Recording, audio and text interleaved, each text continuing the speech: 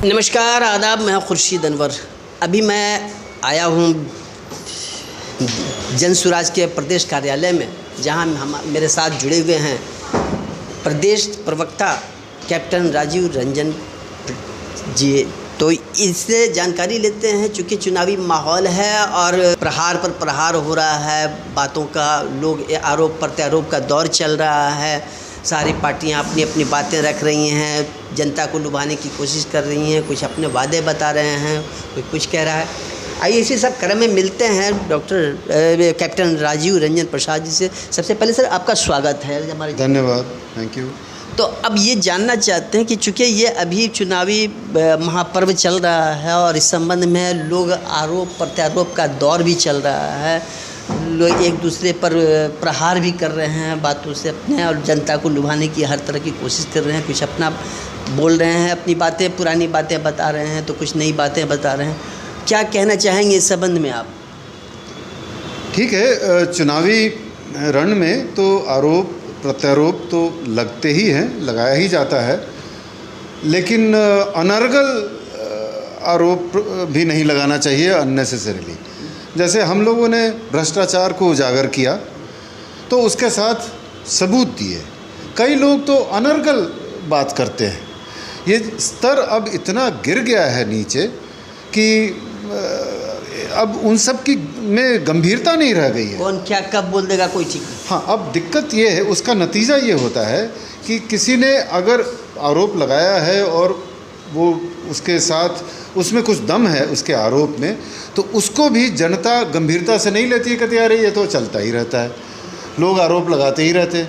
मैंने देखा है, मैंने कॉमन लोगों से बात की है, तो जब हमने उनसे कहा कि ये हमने भ्रष्टाचार को उजागर किया है, आप देखिए, अरे ये सब तो इलेक्शन के समय चलता ही रहता है। उसको चिंता नहीं है। अब स्थिति इतनी ख़राब हो गई है, लोग ऐसे ऊब गए हैं इस तरह की बातों से, स्तर इतना नीचे गिर गया है कि अब इन सब बातों का कोई असर ही नहीं होता है जनता पर। अच्छा, अभी आपने कहा अनर्गल भाषाएं, तो अभी मतलब इस पर याद आ गया कि अभी चूँकि प्रशांत किशोर जो हैं जन सुराज के सूत्रधार, इन्होंने आरोप लगाया था कई मंत्रियों पर एनडीए सरकार के। उसमें एक उप मुख्यमंत्री ने कहा कि भाई ये इनके पास, जब एक इंटरव्यू में उन्होंने कहा था पूछे जाने पर कि भाई आप उनके पास संपत्ति का जो दे रहे हैं जायज़ा, तो उसमें आप क्यों नहीं कर रहे हैं? तो उन्होंने कहा कि हम लोग अब इलेक्शन ख़त्म होने दीजिए, उसके बाद हम लोग हिसाब लेंगे।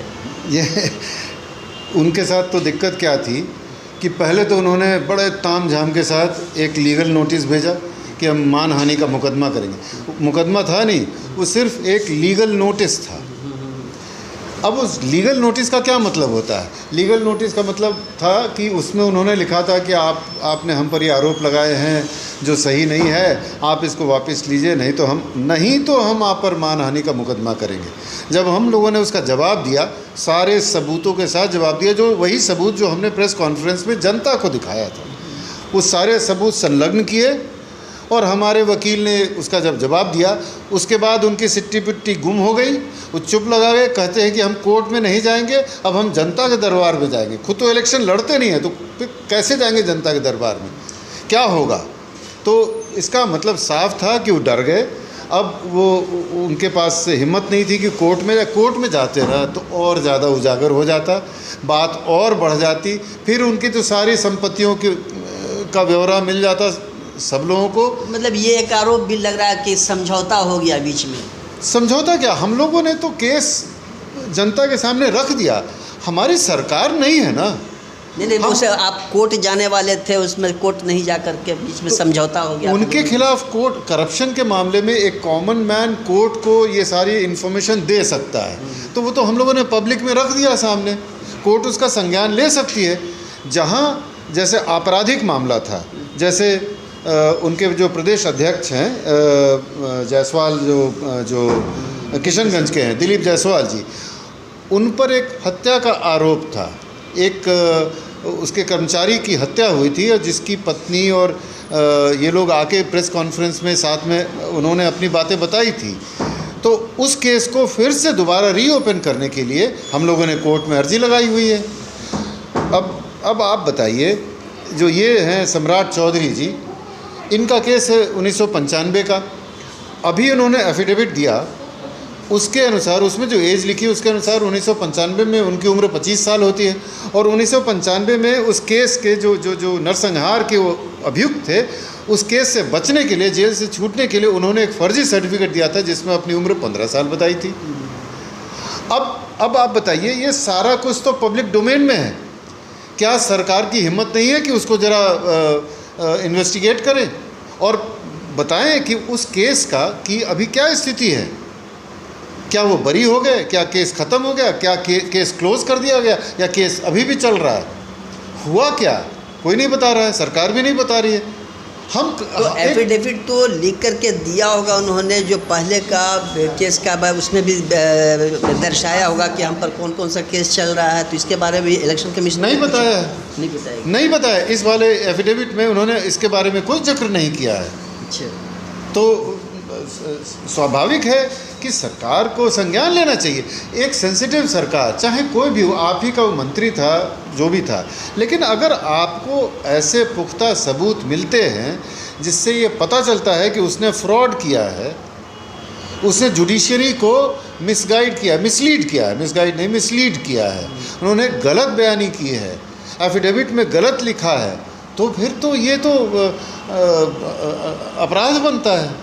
अच्छा, अब ये बताया जाए कि मतलब ये अभी जो कैंडिडेट, जो बहुत सारे लोग आपके कैंडिडेट कुछ पर्ची नहीं भर सके किसी कारणवश, या कुछ जो सो इधर उधर चले गए, तो ऐसे केस में आपके पास जो 243 सीटों पर में जो चुनाव लड़ रहे हैं, कितने सीटों पर आने की उम्मीद है आपकी?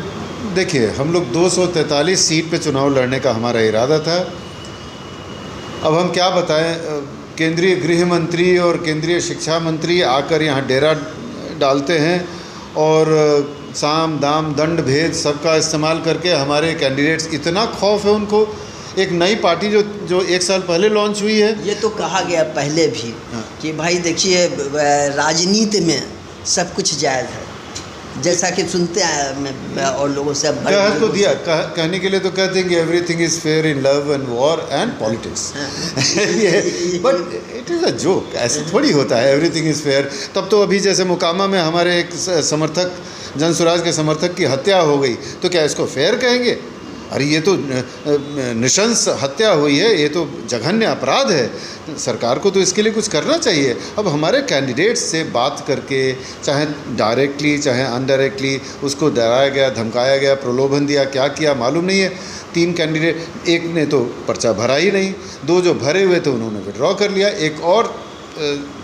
एक का कैंडिडेचर कैंसिल हो गया because of some technical reason, और एक सीतामढ़ी में थे, उन्होंने अपना कैंडिडेचर विड्रॉ कर लिया। ठीक है, 5 नहीं है, लेकिन एक हम लोग गोपालपुर में इंडिपेंडेंट को सपोर्ट कर रहे हैं, जो हमारे दल में शामिल हो गए हैं। तो आप मान के चलिए कि 4 कम हो गए। ठीक है, एक्सेप्टेड, नई पार्टी है, हमारे पास उतनी कितनी सीटें आ रही है? देखिए, सीटों का ऐसा है कि हम लोग तो कोई सेफोलॉजिस्ट है नहीं, अब हमारा कोई आकलन सच है नहीं, इसलिए हम सिनारियों की बात करते हैं कि अगर जनता ने हमारे संदेश को गंभीरता से लिया तो हमारी तो 150 से भी ज़्यादा सीट आ सकती है। और अगर जनता में अभी भी संशय की स्थिति बनी रहेगी, उनकी मानसिकता में डाउट जिसको बोलते हैं कि पता नहीं दे सकते हैं कि नहीं दे सकते हैं, कुछ नई चीज़ ट्राई करें, नई पार्टी को ट्राई करें, नहीं करें, बातें उनको सब अच्छी लगती हैं प्रशांत जी की। आज तक मुझको कोई ऐसा शख्स नहीं मिला जिसने कहा हो कि प्रशांत जी ने कोई गलत बात कही हो, लेकिन वो जो जड़ता है ना, इतने साल की 35-40 साल की जड़ता है, उससे ब्रेक फ्री होना, उसको तोड़ के बाहर निकलना, इसके लिए थोड़ी सी जद्दोजहद करने की ज़रूरत पड़ेगी। अगर उन लोगों ने वो लीप ऑफ फेथ लिया तो फिर तो हम 150 क्रॉस कर सकते हैं, और नहीं तो फिर तो कहीं भी सिंगल डिजिट में भी आ सकते हैं, उसका तो कह नहीं सकते। चलिए, धन्यवाद आपका रंजन जी। तो कैप्टन राजीव रंजन जी अभी हमारे साथ जुड़े हुए थे ये चैनल पर में हमारे, और इन्होंने जैसे कहा कि जनता ने इसको सीरियसली लिया तो हम 150 से भी ऊपर पार कर सकते हैं, अन्यथा सिंगल डिजिट में भी रह सकते हैं।